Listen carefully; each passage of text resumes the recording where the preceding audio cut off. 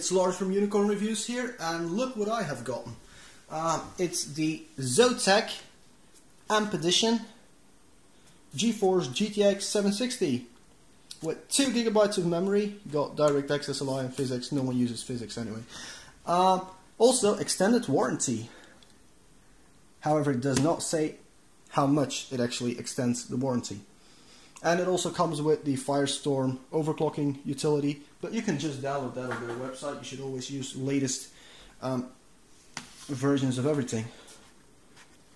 This seems to be a sealed thingy, so still pieces of the Sigmatech case on my unboxing knife, which is probably the bluntest knife you can possibly imagine. I haven't even done the back yet. Oh my god! So you can see minimum requirements. Just pause the video, tilt your head slightly, and you can read this. Does this work? Focus. My camera isn't really focusing today.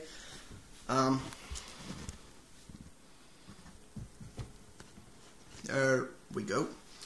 So it shows you the cooler design.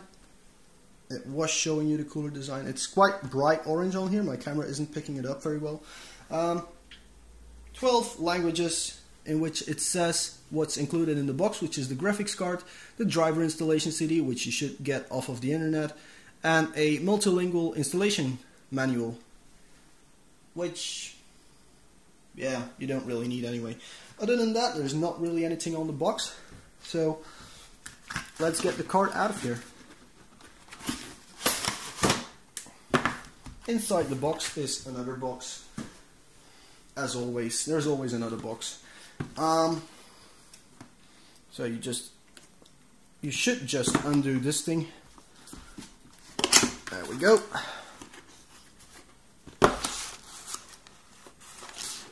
Okay, so this is actually the real top of the box, and it opens like a door from the left. It's not like any decent door I've ever seen, but whatever. It then is protected by some plastic shielding. And then we have the graphics card right here. Molex to 6 pins. If you need to use these, you got the wrong power supply, get a new power supply. You even get 2 of these.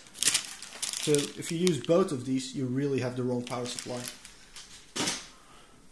You get a DVI to VGA adapter. If you have to use these, or one of them, or 2 of them, or 3 of them, however many you want to connect, you're using the wrong screen.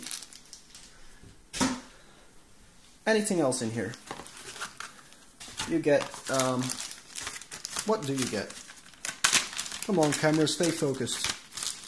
Be a good boy. Anyway, so you get these paper things with letters on them and stuff. A big ass Zotac Pushing the Limits sticker and a CD. Alrighty, so this is the card. I forgot to take a ruler, so I'm just walking over to my cupboard and taking a ruler, because this card is a whopping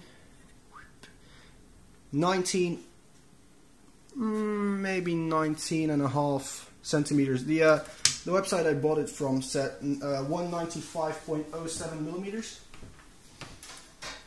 So hopefully that's the right thing. Again, I should have put the ruler away, because these fans are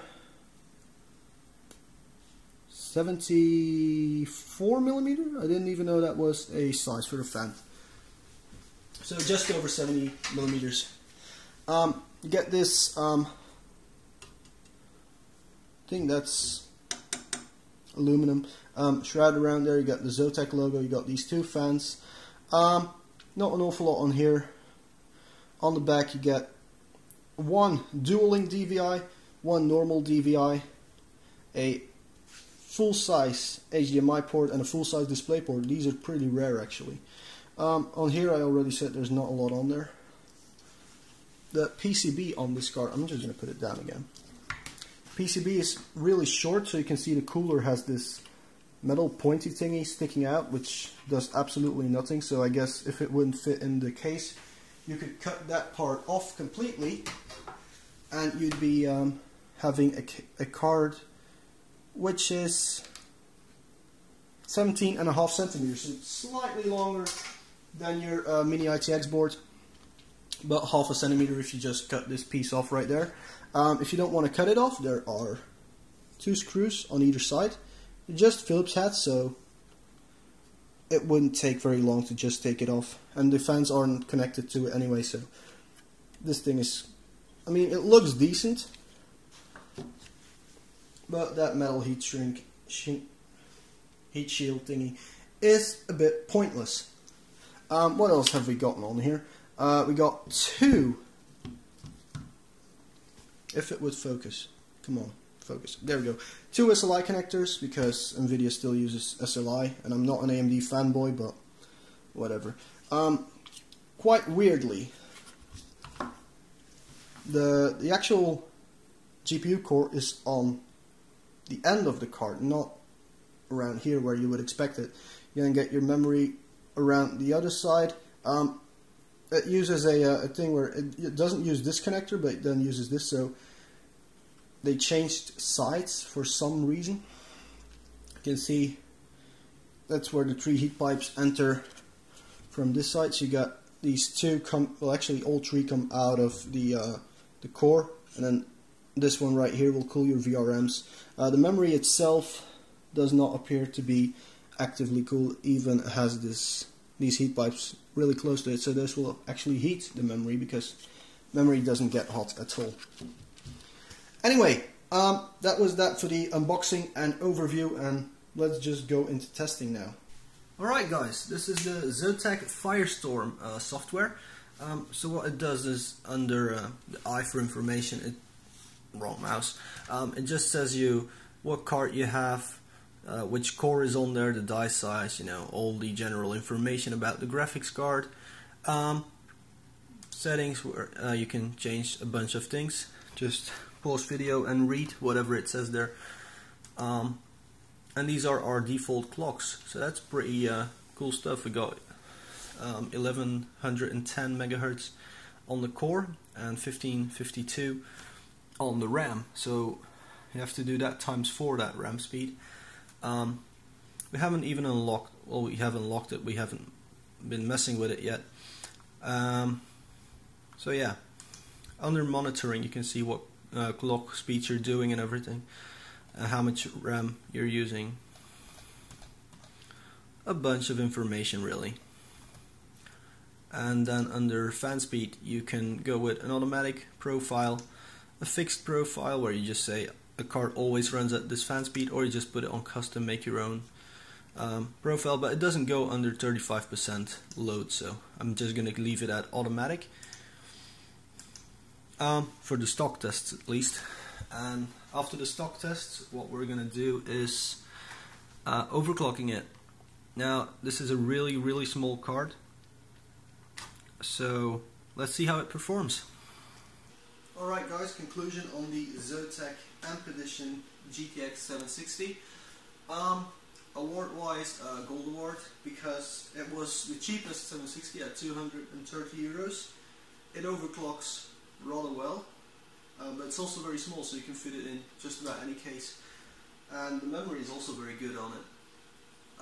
Now the stock 760 gets about 2,800 points in Valley, Unigine Valley, which is running in the background at the moment. With the overclock, this one went to 3,160, and this card stock, which comes with a pretty hefty factory overclock at 11 megahertz, does 3,000 and I think 3,006 or 3,000, something with a 6 in the end, but around 3,000. So pretty cool stuff. Little downside to it is because it's so small, there's not a lot of potential for heat to dissipate. It's still a great cooler, and it's not very loud. Plus, you have all the settings and everything. But it's not, you know, it's not a giant WindForce 450 watt cooler or something. Yeah. What the effect this card does have though is because it's not one of the blower type cards. The case itself gets rather warm, which, I mean, I'm not going to say it's worrying, but I mean, it's just the case. So even though this is for small cases, I would recommend having like an open side or something so the hot air can get away quite quickly.